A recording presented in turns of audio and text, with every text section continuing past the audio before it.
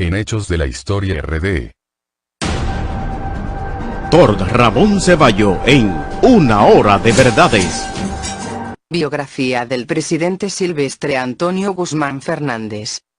Antonio Guzmán Fernández fue un agrónomo, empresario y político dominicano, presidente de la República Dominicana de 1978 a 1982. Su gobierno se caracterizó por un fuerte respeto a las libertades públicas, condición prácticamente inexistente en la historia República Dominicana del siglo XX. Guzmán es considerado como el artífice de la consagración democrática dominicana, al verificarse por primera vez la alternancia de partidos políticos en el Estado por la vía electoral. Nació el 12 de febrero de 1911 en La Vega. Hijo de Jimena Fernández de Castro y Silvestre Guzmán Pérez, en su ciudad natal realizó sus estudios primarios, secundarios y superiores. También se inició en la música como aficionado al flautín. Más tarde llevó a cabo sus estudios autodidácticos y prácticas de agronomía en la Florida y California en los Estados Unidos. A los 17 años de edad, ocupó la gerencia de la Curacao Trading Company en la ciudad de Salcedo, cargo que desempeñó también en las sucursales de Moca, La Vega, Barahona, San Francisco de Macorís y Santiago. En 1939 se casó con René Clan Avelino, de padre francés y madre brasileña, con quien tuvo 2 hijos. A los 31 años, siendo un próspero empresario comercial dedicado a la exportación de frutos, fue uno de los pioneros en la producción de arroz a gran escala en la región noroeste de la República Dominicana. A los 37 años fundó Productos Dominicanos C+A, que agrupaba varias factorías de arroz y realizaba exportaciones de café y cacao. El gobierno constitucional de 1963, en reconocimiento a sus méritos en el Partido Revolucionario Dominicano, PRD, al que había ingresado en 1961, lo designó secretario de Estado de Agricultura, entrando al quehacer político dominicano. En 1964, luego del derrocamiento de Juan Bosch del 25 de septiembre de 1963, pasó a formar parte de los 2 organismos principales del PRD, el Comité Ejecutivo Nacional y la Comisión Política. Su presencia ciudadana tuvo un enorme reconocimiento en los días de 1965, en lo que se llamó la Fórmula Guzmán, mediante la cual, como medio de lograr un cese a las hostilidades de la Revolución de abril de 1965, y llegar a unas elecciones libres, le fue ofrecida la presidencia provisional de la República, la cual rechazó. No obstante, tomó parte en la comisión mediadora que culminó con la juramentación de Héctor García Godoy como presidente provisional. Desde entonces, el quehacer político ocupó un lugar preponderante en su vida. En 1974, una coalición de partidos de oposición denominado Acuerdo de Santiago lo nominó como candidato a la presidencia para las elecciones de ese año. Sin embargo, las sospechas de que Joaquín Balaguer, entonces presidente, se valdría de un fraude y desconocería los resultados de ser adversos a él, provocaron que el acuerdo se retirara de la contienda. En 1977, el PRD lo escogió como candidato a la presidencia, resultando victorioso en las elecciones de mayo de 1978, con el apoyo decidido de la Embajada de los Estados Unidos, de los empresarios, sector que aunque beneficiario de las políticas de Balaguer había visto como insostenible su prolongación en el tiempo, y con el voto mayoritario del pueblo dominicano, Guzmán tomó posesión el 16 de agosto de 1978. De inmediato realizó cambios en el ordenamiento burocrático militar, tomó medidas contra la corrupción que había caracterizado al gobierno anterior y se encaminó hacia un nuevo ordenamiento del Estado dominicano, eliminando el fantasma de asonadas militares y de la interrupción del orden democrático. Inició un proceso de despolitización de las Fuerzas Armadas y la Policía Nacional, las cuales habían sido convertidas por Balaguer en instrumentos de represión, de luchas internas y de intimidación criminal y política, basadas en un apego al presidente de turno y a su partido, el Partido Reformista. Antes de cumplir 60 días en el poder, promulgó la ley de amnistía, que puso en libertad a centenares de presos políticos y permitió el regreso de decenas de exiliados políticos del régimen anterior. Derogó una serie de medidas administrativas que afectaban el disfrute de las libertades individuales, dando paso al establecimiento de un ambiente democrático en el país. En un discurso pronunciado el 22 de enero de 1979, delineó su política económica, la cual se enfocó en incentivos al desarrollo agrícola y a la agroindustria, como principal fuente generadora de empleo en la zona rural. También promovió medidas para la protección de la pequeña y mediana industria, la limitación de importaciones suntuarias, así como estímulos a la actividad exportadora y el aumento en la producción de energía eléctrica. La madrugada del domingo 4 de julio de 1982, se suicidó en el Palacio Nacional, faltando 43 días para terminar su mandato.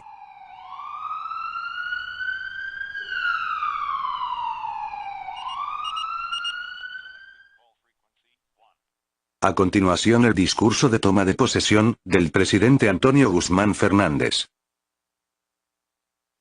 Pueblo dominicano, hace exactamente 100 años que se realizó la última transmisión del mando presidencial de un candidato perdedor a uno ganador. Cuando en el año 1878 el presidente Cesáreo Guillermo le entregó el poder a Ignacio María González. Este hecho demuestra la gran significación que para el afianzamiento de la democracia en nuestro pueblo tiene esta toma de posesión, ya que después de un siglo de accidentada historia política, caracterizada por la debilidad de nuestras instituciones, con este solemne acto se abren hermosas y promisorias perspectivas para nuestro orden institucional. El acontecimiento debe servir para reforzar la fe de los dominicanos en los beneficios que se derivan del sistema democrático, pues este pueblo tuvo, con sobradas razones, momentos de gran escepticismo frente al ejercicio de gobiernos esencialmente negadores de los principios que sirven de base a nuestro ordenamiento social. Hoy, ese pueblo es espectador de una ceremonia que significa que la soberana voluntad popular ha sido respetada, por lo menos en mucho de lo que es fundamental. Yo espero que Dios me ayude a contribuir para que en el futuro las periódicas consultas electorales constituyan acontecimientos normales en la vida de la nación, sin alterar en lo más mínimo las actividades de la vida nacional. No puedo dejar de señalar lo que espero ha de ser una feliz coincidencia histórica para América.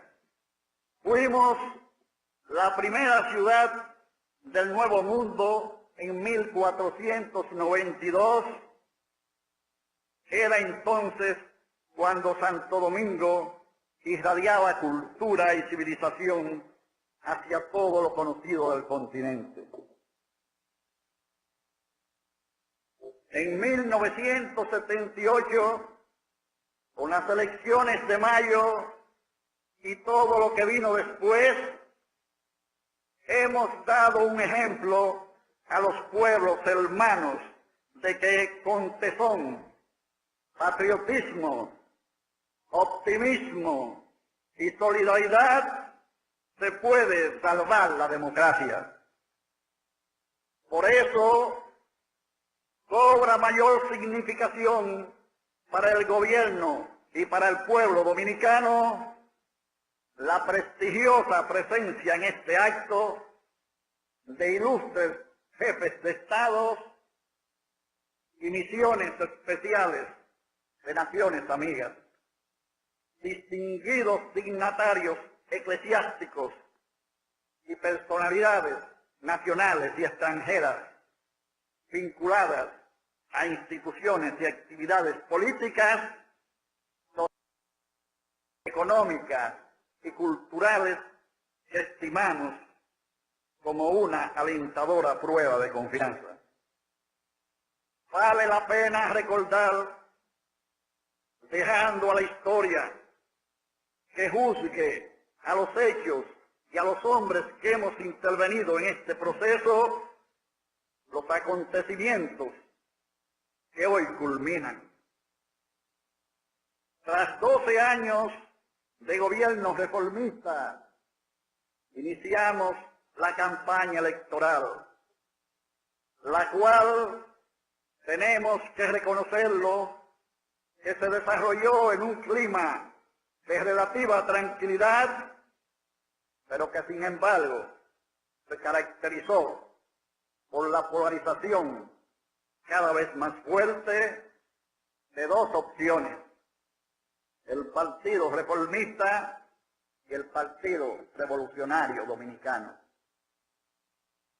Los dominicanos tuvieron entonces la oportunidad de presenciar cómo el Partido Reformista utilizó de una manera inescrupulosa todos los recursos del Estado en su afán de continuar al frente de la cosa pública. Por otro lado, resplandecían el esfuerzo, la honestidad, el espíritu de sacrificio y la mística del Partido Revolucionario Dominicano, denominado a justo título el Partido de la Esperanza Nacional. A pesar de todo, nunca dudé de la victoria electoral. Victoria alcanzada por el apoyo de la gran mayoría del pueblo dominicano y que, sin embargo, se ha tratado de empañar, señalando que nosotros ganamos merced a un fraude electoral. ¿A qué persona sensata se le puede ocurrir que un partido que desde el año 1963 estaba en la oposición tenía medios y los recursos para cometer fraude en un proceso electoral? Este argumento sirvió de pretexto para la inconstitucional decisión del máximo tribunal electoral, mediante la cual, gracias a unos cálculos matemáticos arbitrarios y a una caprichosa asignación de votos no emitidos, se despojó al Partido Revolucionario Dominicano de la senaduría de las provincias de Bauruco, La Altagracia, María Trinidad Sánchez y El Ceibo. El desafortunado procedimiento utilizado consistió, pues, en la adición de un porcentaje de las votaciones al Partido Reformista, que obtuvo de esa manera la mayoría en estas provincias. A pesar de que los votos que se depositaron en las urnas le habían dado el triunfo a los candidatos del Partido Revolucionario Dominicano, la situación de desasosiego creada por las impugnaciones masivas del partido que hoy pasa a la oposición generó unos días de recesión económica y con repercusiones negativas para el futuro inmediato del país. Debemos sentirnos satisfechos, pues supimos superar con gran espíritu cívico los escollos que surgían para entorpecer el afianzamiento de la democracia en nuestro país. Acabamos de ser investidos como primer magistrado de la República, al ponerse en mis manos las funciones que corresponden al Poder Ejecutivo y al asumir en esta memorable ocasión, bajo fe de juramento, la mayor responsabilidad que puede contraer un ciudadano ante la nación, cumplir y hacer cumplir la Constitución y las leyes. Tan solemne compromiso para con Dios y para con la patria sintetiza el alto deber moral que contraigo al aceptar en esta ceremonia el libérrimo mandato que me ha conferido el pueblo dominicano de regir los destinos del país durante los próximos 4 años con irrestricto apego a la ley y el deber de salvaguardar la independencia y la soberanía de la nación. Al asumir las funciones de presidente de la República, estoy plenamente consciente de que esta ardua y difícil tarea no puede ser la obra exclusiva del gobierno, sino que requiere, para ser buena, forzosamente el concurso de todos los sectores de la vida nacional. Por esa razón, el deber de examinar ante el país la realidad de la vida institucional y económica que hoy encontramos al asumir el poder. En cuanto a la vida de las organizaciones fundamentales del Estado, tengo la convicción de que una nación es realmente sólida y estable en la medida en que sean fuertes sus instituciones. Los hombres pasan, pero las instituciones tienen un carácter de permanencia cada vez más fuerte. La experiencia nos demuestra que de la fragilidad de las instituciones a un clima de frustración, de desconfianza hacia todo lo establecido y de cuestionamiento, solo hay un paso. Es indispensable, y esto lo digo sin ánimo de acusar a nadie, que en nuestro país se ha vivido en los últimos años una grave crisis moral e institucional. Esta situación ha generado como máximo exponente la enorme corrupción administrativa que el propio gobierno saliente ha tenido el valor de reconocer. Ha llegado el momento de que los hombres vuelvan a ser premiados por su dedicación al trabajo, por su vocación de servicio a la patria y a sus conciudadanos, y no por los frutos de su afán de lucro o por su habilidad para hacer engrosar su capital privado con fondos del erario público o con el tráfico de la influencia que da el poder.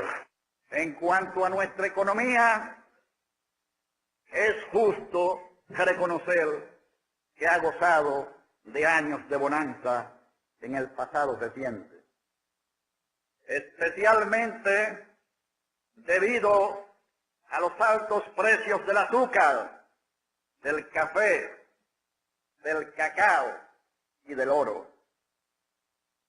Los altos ingresos que estas exportaciones generaron para el fisco y las divisas obtenidas fueron utilizados principalmente para financiar grandes inversiones en infraestructura urbana y rural y para el embellecimiento de algunas ciudades.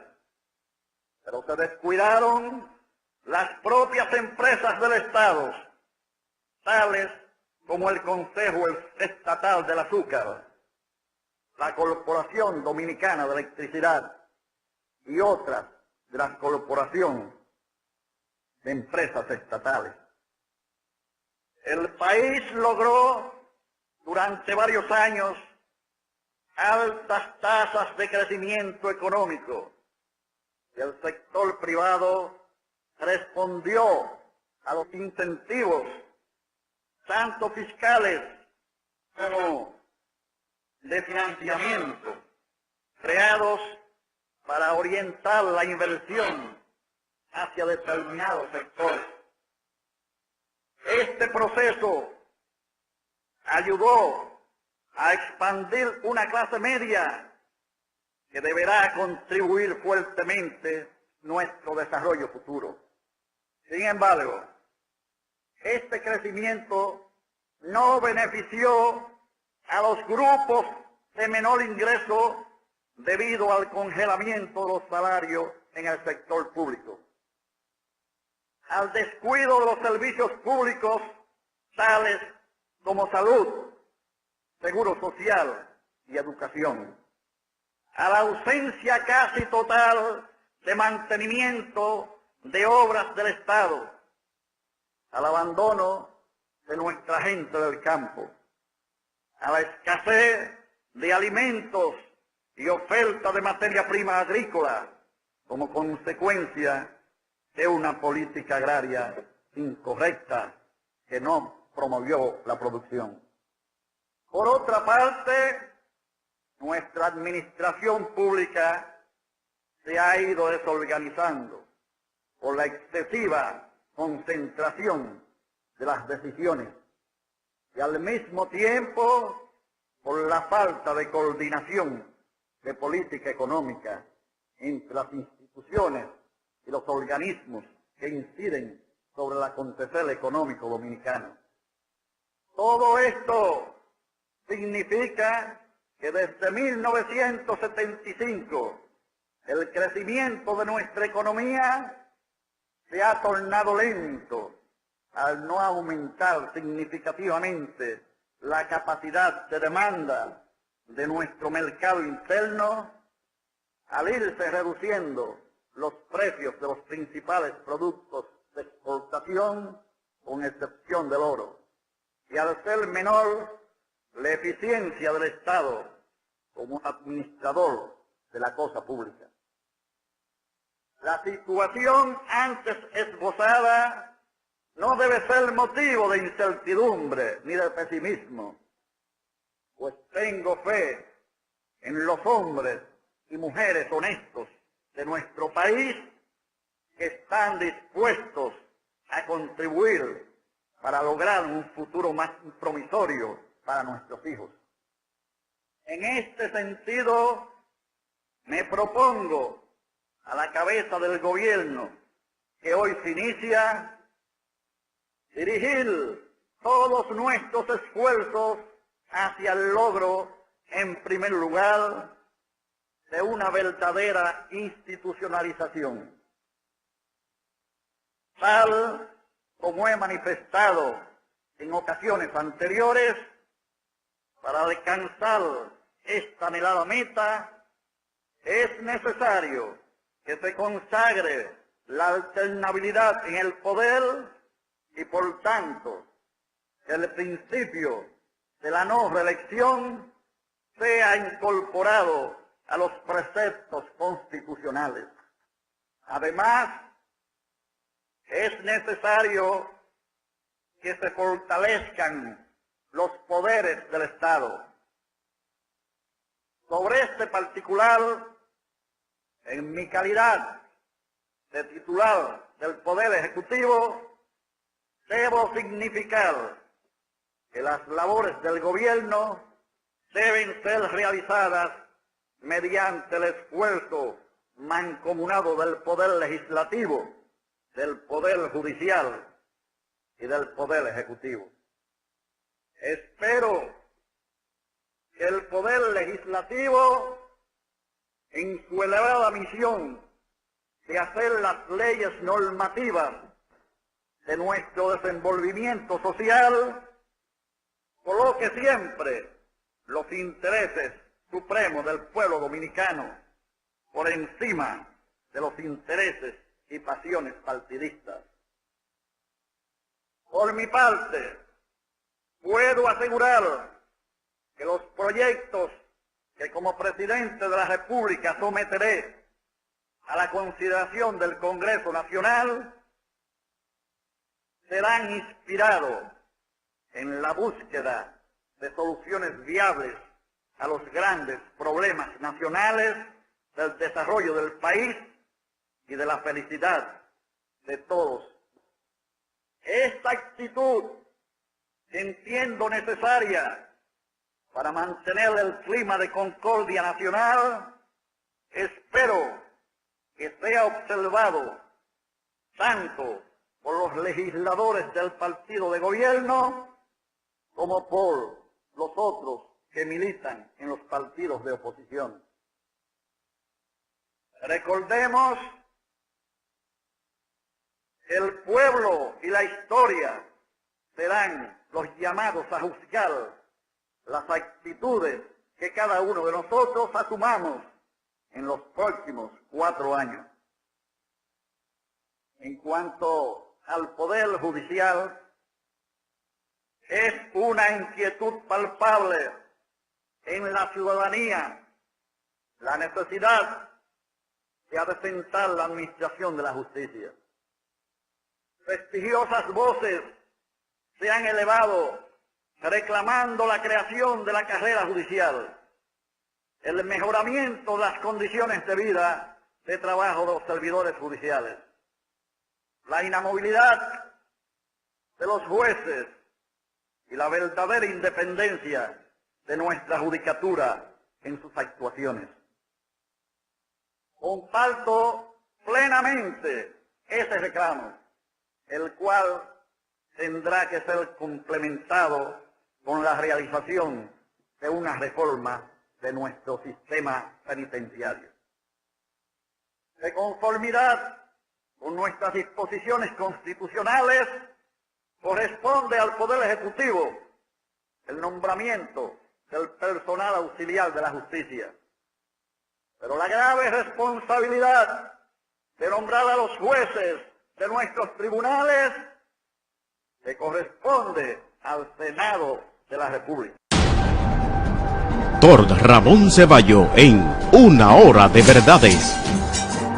Esto significa que solo podremos contar con una judicatura realmente ejemplar si sus miembros son designados atendiendo a razones de probidad, de competencia y de honestidad. Es necesario ahora, señores, hacer alusión a las diversas directrices que servirán de guía al Poder Ejecutivo como supremo rector de la acción gubernativa.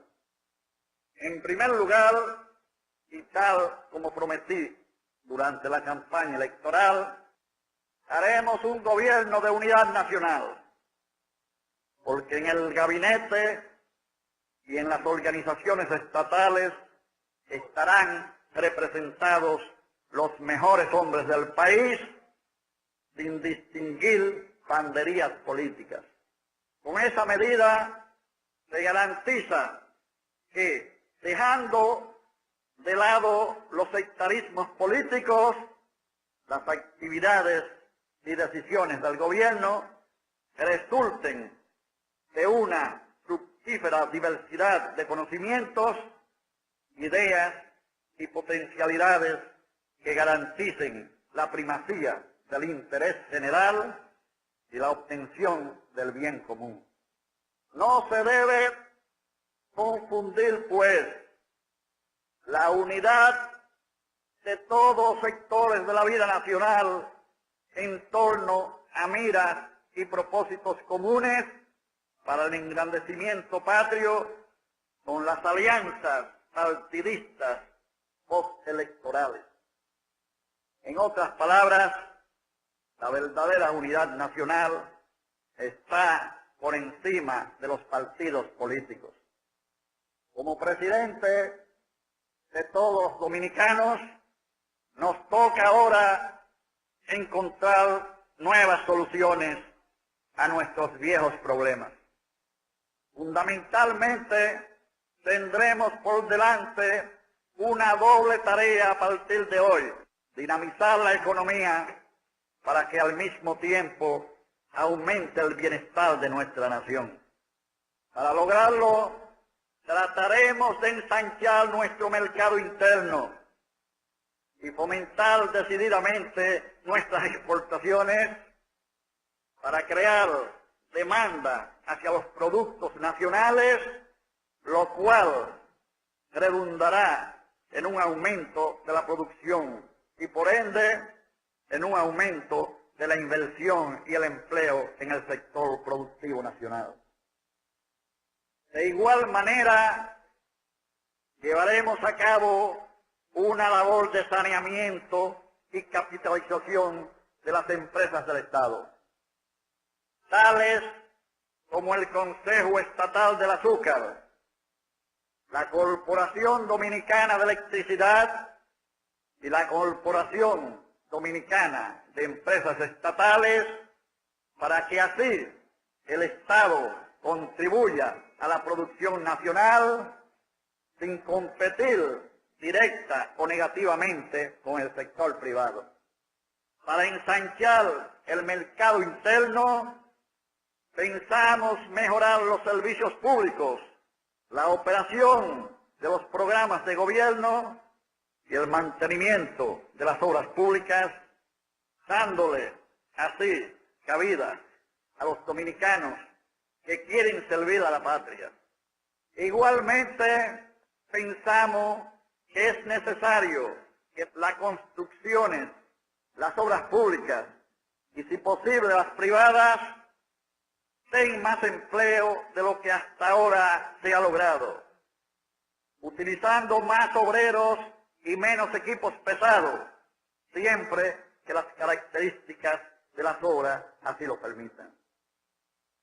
También, y para mejorar las condiciones de los hombres del campo, para beneficio de ellos y de los demás dominicanos, al lograrse el aumento de la producción agrícola, nuestras exportaciones se incrementarán, ofreciendo incentivos de diversa índole y financiamiento a esa actividad, para hacer nuestros productos competitivos en el exterior, ya que estamos seguros que los mercados existen.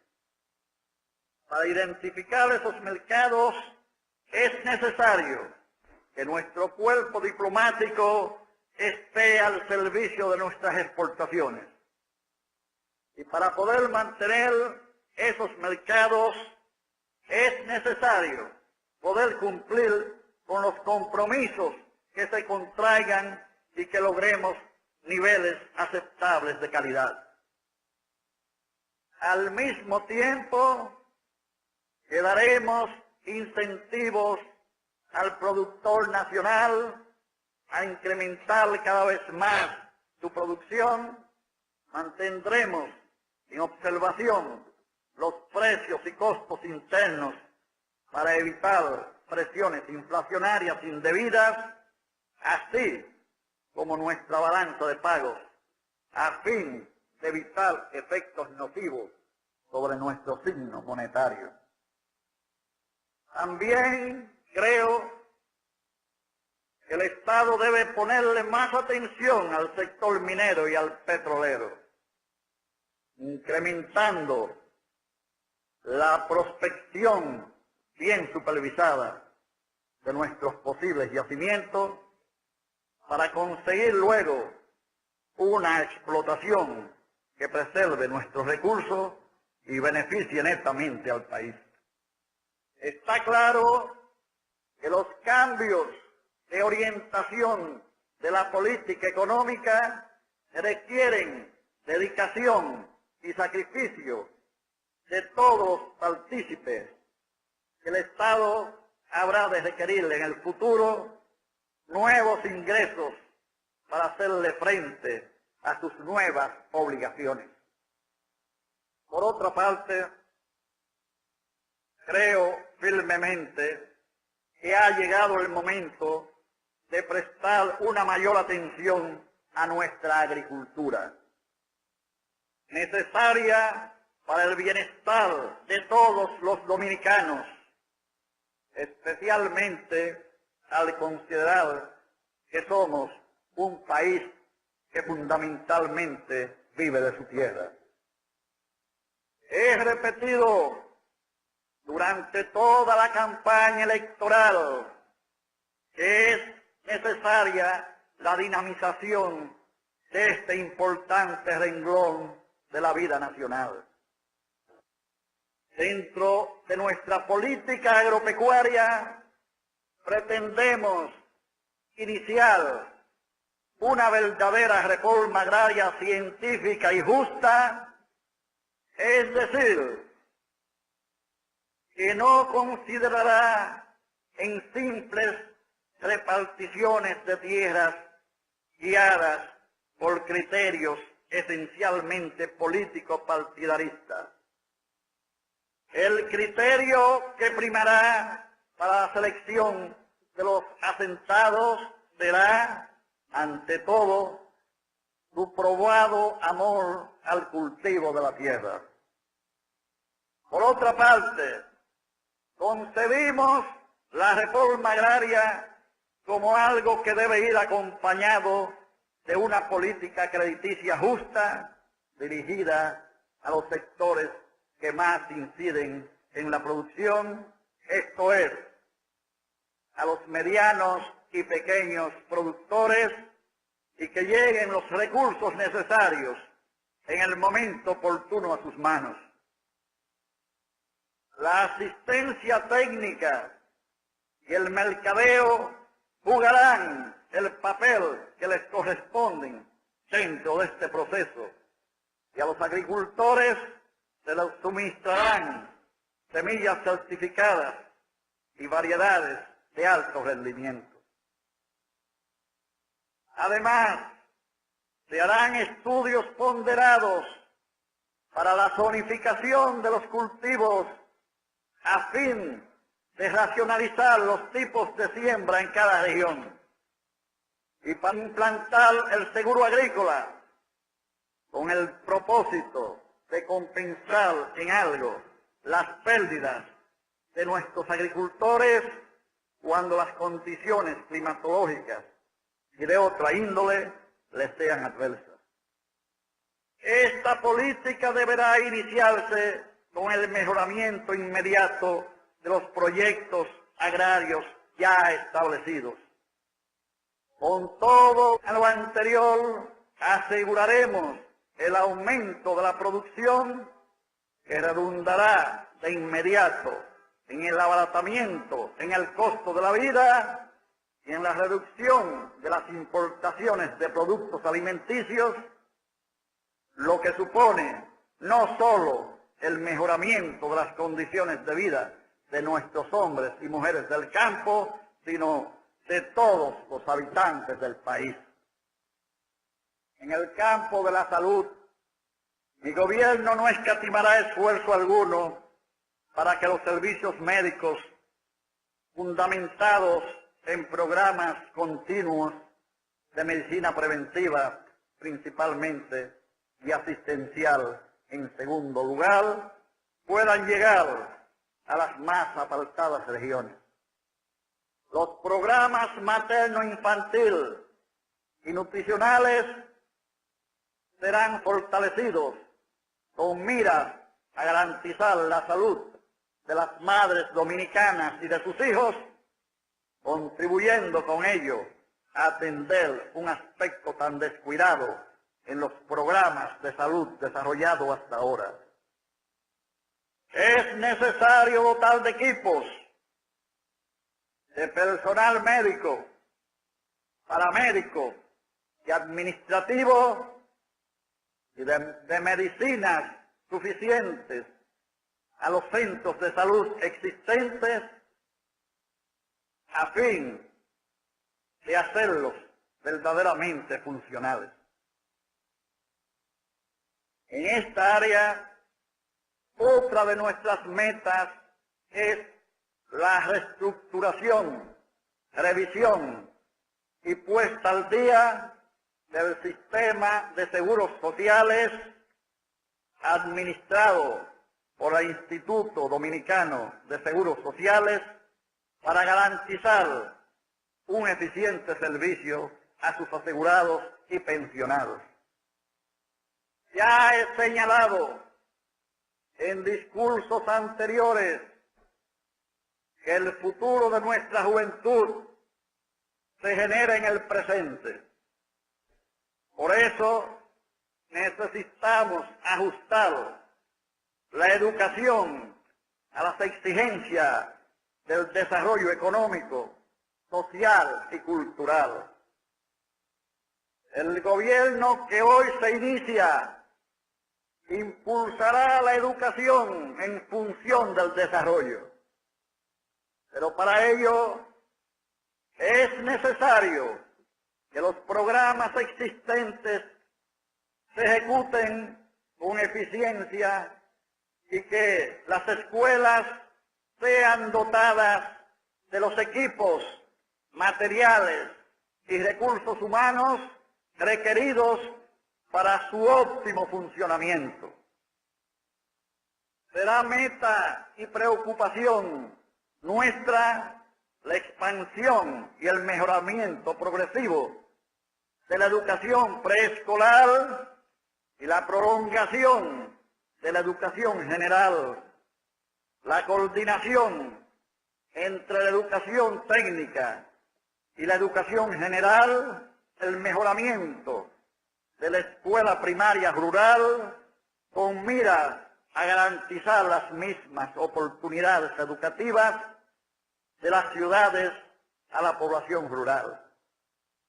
La reestructuración de la enseñanza técnica, teniendo muy en cuenta las características de la fuerza de trabajo y las necesidades previsibles de recursos humanos para los planes de nuestro desarrollo. Contemplaremos la posibilidad de que el ciclo básico de la enseñanza primaria esté al alcance y posibilidades de todos. Prometo que se iniciarán estudios para que, de forma escalonada y regional, se suministren útiles escolares gratuitos hasta cierto nivel de escolaridad y para implantar del mismo modo el desayuno escolar. Apoyaremos con los recursos disponibles la realización de campañas sistemáticas de educación de adultos orientadas hacia el desarrollo de las comunidades, la capacitación de la mano de obra, el desarrollo cultural y la erradicación del analfabetismo. Se hace necesario la reunificación y extensión de los programas en enseñanza media, de manera que una proporción mucho más alta de jóvenes tengan oportunidades para continuar su educación general, al mismo tiempo que reciban algún tipo de formación vocacional de alta calidad. Apremia la revisión y el establecimiento de programas de emergencia para la capacitación y formación acelerada del personal docente. Las universidades del país pueden tener la seguridad que estaremos siempre abiertas al diálogo franco, con el propósito de ofrecer con esta actitud un aporte significativo para la extensión y mejoramiento de nuestra enseñanza superior. Como complemento a la actividad educativa del gobierno y para recreación de toda la población, es necesario prestarles más atención al deporte. En este sentido, nos proponemos fijar una política de mantenimiento de las instalaciones deportivas existentes. La construcción de nuevas instalaciones estarán orientados a incorporar a los beneficios que conlleva la práctica deportiva a los habitantes de las comunidades barriales, prestando siempre especial atención a la zona rural. Los eventos deportivos profesionales de tanto arraigo y tradición en nuestro medio contarán con nuestra simpatía, sin que ello signifique que el gobierno descuidará lo que es su principal obligación, los deportes de aficionados y la recreación de sus ciudadanos. La política habitacional de mi gobierno estará orientada hacia la construcción de viviendas de bajo costo, ya que considero que es la única forma de contribuir eficazmente a reducir el enorme déficit habitacional que padecemos. Es inconcebible que el gobierno participe en la construcción de lujosas y costosas residencias y apartamentos, lo cual constituye una distorsión de la finalidad que debe de perseguir el Estado en este tipo de iniciativas sociales. Cuando el costo y el diseño sobrepase lo que consideramos indispensable por necesario, higiénico, decente, la tarea que es muy importante. Doctor Ramón Ceballo en Una Hora de Verdades. Hay que dejarla a manos de las personas pudientes y de las instituciones de crédito especializado. Ambos esfuerzos deben ir acompañados de una adecuada planificación urbana. Todo cuanto se realice para lograr el desarrollo de nuestras potencialidades económicas y sociales supone la existencia de una administración pública honesta, competente, ágil y dinámica. Como ya he señalado en ocasiones anteriores, la misma tiene que ser un instrumento del desarrollo y no un freno para esto. Por estas razones, he propugnado por una descentralización de la administración pública que nos permita simplificar y agilizar los trámites administrativos. También he abogado por una revalorización de la condición del servidor público. Y para ello estudiaremos las posibilidades y los mecanismos para establecer el servicio civil y la carrera administrativa.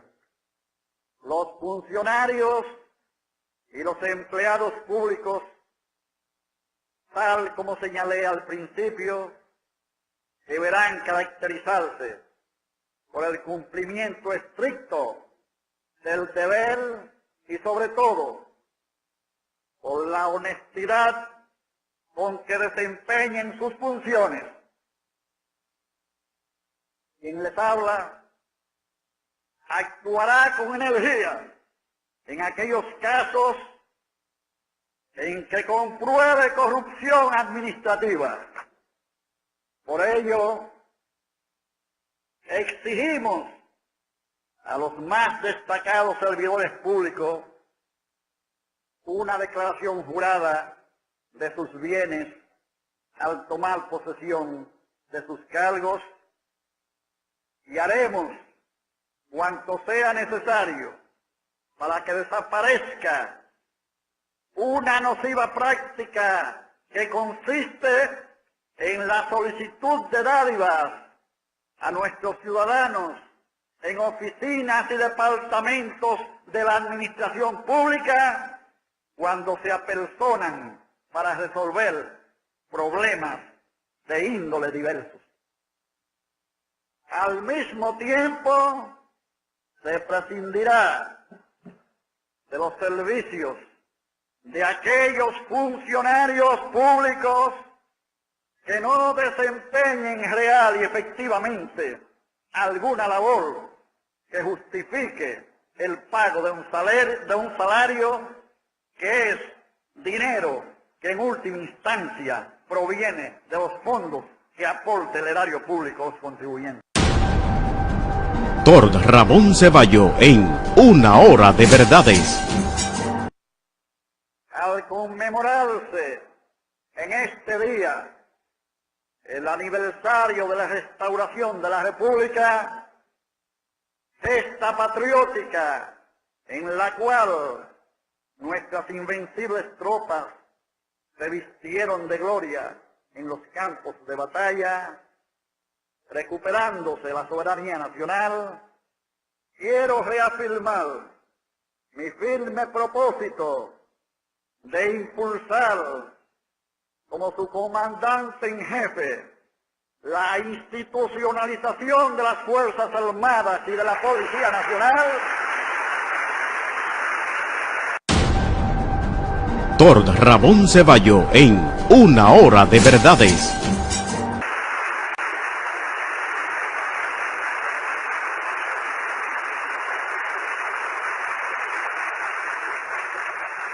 De respetar su escalafón, de defender su integridad, continuar y ampliar su profesionalización y mejorar las condiciones de vida de los abnegados hombres que sirven con dedicación, desprendimiento y patriotismo a la nación en su sagrada misión de garantizar nuestra independencia como soportes de la soberanía nacional y preservadores del orden público. Consecuentes con nuestro respetuoso apego a la ley, tengo en el ámbito nacional como en el plano internacional, quiero dejar constancia de que el gobierno dominicano cumplirá fielmente todos sus compromisos internacionales y hará honor a todos los tratados y convenciones suscritos, incluyendo la Carta de las Naciones Unidas y la Carta de la Organización de los Estados Americanos. La política internacional de nuestro país estará basada en los principios de la no intervención en los asuntos internos de otras naciones, de la cooperación internacional y del mutuo respeto entre los estados. Pretendemos, además, estrechar los vínculos de amistad y cooperación con las naciones que están tan dignamente representadas en esta memorable ocasión como una muestra de solidaridad con nuestro pueblo. El tema de los derechos humanos ha adquirido una nueva dimensión. Ha superado la época en la cual eran considerados aisladamente en los límites estrechos del territorio de un Estado determinado. Los derechos humanos constituyen un verdadero patrimonio común de la humanidad. En virtud de su carácter indivisible y solidario, sus violaciones en un país determinado repercuten en los demás y representan un agravio para todos los hombres. Me propongo dar rigurosa aplicación a los preceptos y normas que consagran esos derechos como obligación principal del Estado, conforme a los términos de nuestra ley fundamental. Citamos: la protección efectiva de los derechos de la persona humana y el mantenimiento de los medios que le permitan perfeccionarse progresivamente dentro de un orden de libertad individual y de justicia social compatible con el orden público, el bienestar general y los derechos de todos. Termina la cita. Con el fin de asegurar el más estricto respeto de esos derechos, en el curso de mi mandato presidencial y en mi condición de titular del Poder Ejecutivo, me propongo someter a la consideración del Congreso Nacional un proyecto tendente a la creación de un tribunal de garantías constitucionales. Lamento verme en la imposibilidad de conceder el beneficio del indulto en el día de hoy, tal como me faculta la Constitución, a ciudadanos que guardan prisión en nuestras cárceles. Ha sido materialmente imposible utilizar el mecanismo normal para tales fines, cuya primera fase consiste en la preparación de una lista de presos con posibilidades de ser indultados, que el Procurador General de la República somete al Poder Ejecutivo para su estudio y decisión. Es así como también toca al Director General de Migración hacer una evaluación de la situación de las personas impedidas de regresar al país, con el fin de ofrecerla a la consideración del Presidente de la República. Como han visto ustedes, el cambio fundamental por el cual ha venido propugnando el Partido Revolucionario Dominicano es el cambio de actitud moral ante la ley. No es solo un cambio de hombres y funcionarios, sino un cambio profundo en la concepción de los derechos del ciudadano para con la patria y para con el Estado, como justa contrapartida al pleno disfrute de todos sus derechos. La obra de conciliación y desarrollo en los actuales momentos y circunstancias demandan de cada uno de los hijos de esta tierra trabajo, sacrificio, paciencia, patriotismo y sobre todo una gran fe en Dios y en la capacidad del pueblo dominicano para superar los momentos difíciles como lo ha hecho en tantas ocasiones. Mi gobierno está plenamente consciente de su responsabilidad histórica, la cual es compartida en igual grado por los partidos de oposición, especialmente por el Partido Reformista. Hago un llamado a todos los opositores para que desdeñen la crítica infecunda y ajusten sus actitudes y sus actividades dentro de un espíritu constructivo y de apego a los cánones legales vigentes. Es justo que reconozca el triunfo que obtuvimos en las urnas y la manera en que hemos podido abogar por el respeto de nuestros derechos se debe a la forma en que nuestro país ejerce la libertad de prensa, piedra fundamental de una democracia. No puedo dejar de pasar esta ocasión sin reconocer también la enorme y valiosa contribución de su excelencia, doctor Joaquín Balaguer,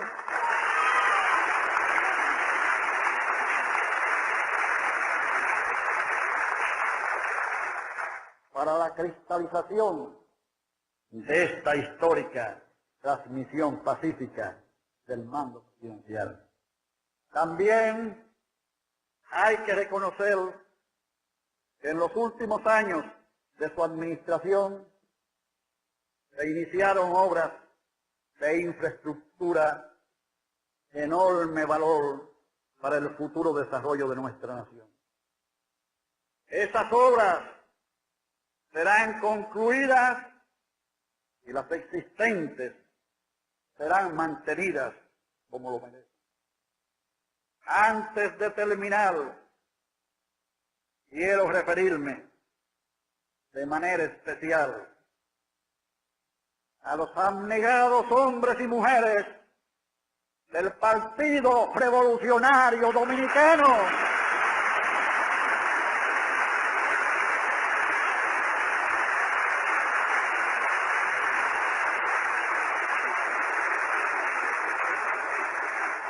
partido y militancia que tienen una límpida historia de sacrificios, de heroísmo, y que tanto han contribuido al establecimiento y fortalecimiento de la democracia en este país. Gracias a la pujanza y la organización de esta institución política, a la sensatez y a la mística de su militancia, abrimos nuevos horizontes en la vida política dominicana. Lejos de sentirnos satisfechos por la ardua labor hasta hoy realizada, no debemos desmayar.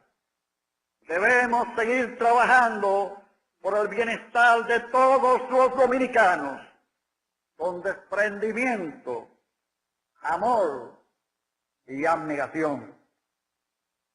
Permítaseme ahora rendir tributo a la venerable memoria de los padres de la patria, Duarte, Sánchez y Mella, y con el pensamiento puesto en el sacrosanto libro de los Evangelios, abierto en el centro del escudo nacional, elevar una plegaria al Todopoderoso y a nuestra Madre Espiritual, la Virgen de la Altagracia. Doctor Ramón Ceballo en Una Hora de Verdades.